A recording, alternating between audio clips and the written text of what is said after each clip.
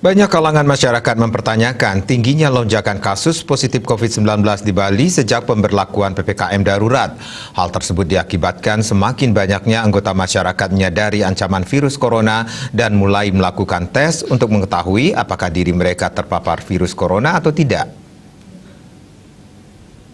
Kesadaran masyarakat terhadap bahaya virus corona patut diapresiasi. Semakin banyak kasus COVID-19 dapat terdeteksi sejak dini, sehingga pengobatan dapat dilakukan.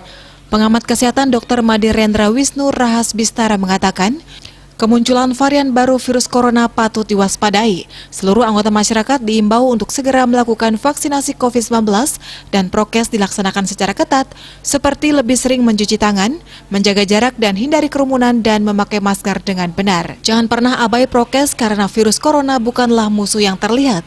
Kewaspadaan dan kedisiplinan diperlukan untuk menghindari penularannya.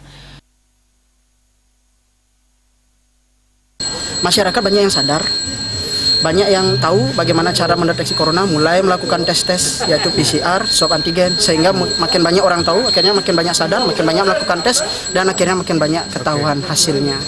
Tapi untuk masa inkubasi tetap di 14 hari, tidak ada yang mengalami perubahan.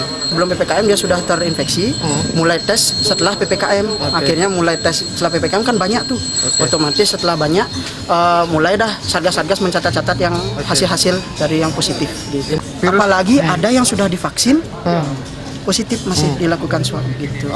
Prokes wajib protokol kesehatan, mulai mencuci tangan, mulai menjaga jarak, dan mulai menggunakan masker.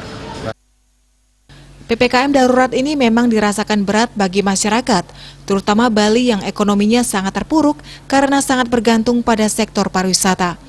Meski demikian diharapkan masyarakat lebih bersabar dan tetap menjaga kesehatan dengan sebaik-baiknya. Regita, Bali TV.